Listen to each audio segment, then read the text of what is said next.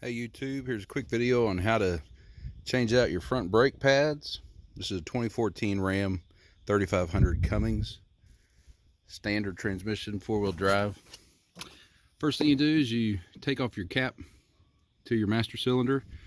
That way when you compress the brake pads, any overflow is cool, but too much pressure is not. And I'm not a professional, but it's just me, myself, and I doing it. So what you do then is you grab a wire, cord, something to hang up your caliper. To take your caliper off, it's two 16mm nuts, bolts. Hang on, I'm trying to fiddle with this light. And you'll see they go, one is here, the other one's directly beneath it, right here.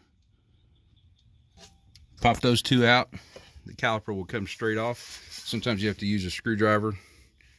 See if I can get this light situated. And they'll just basically slide right out. You put a screwdriver in between here and the caliper, slide them out. When you do that, take note of the orientation of your pads. You see they have different clip arrangements. And all I do is take a wax pen or something like that, and I'll put an O for outside and an up arrow. So I know that this went this way. Basically, your inside one is going to be reversed, which I've got sitting in this vise right here, but it'll have the tab the opposite direction for the inside caliper. Take off the slides. The clips should come in your kit. They pop on.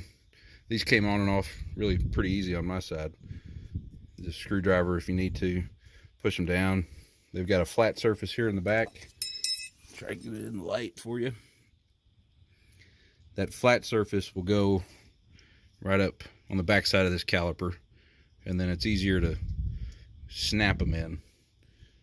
And you can see this little front side of the caliper, or I guess the slide, is what just friction holds it up against here. I sprayed it down real good with brake cleaner. These rotors, if you were going to replace them, basically just fall right off on mine. They're not rusted, but if they are, you just get a hammer, rubber hammer, and just keep banging until they come off, and they will pop off. You don't have to jack with this nut at all. Once you get your new pads in here, set them in here just like I got. Then take a big C-clamp, compress this back, and then all you'll do is just reverse everything you've just done. I'll stop the video here, but hang tight just a minute, and I'll come back with this put on here. Okay, that's that. Got the two 16mm bolts put back in place. The only thing you really pay attention to is these will move. So I would push them in. Make sure you're lined up. If you're forcing anything, you're probably not lined up right. This all went in real easy. No need to hammer or force. I don't know torque specs for this. I just get it a little past, well, just to hand tight really.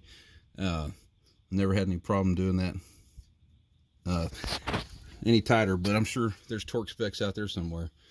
Anyways, that's it. Wheel goes back on, and save yourself a lot of money.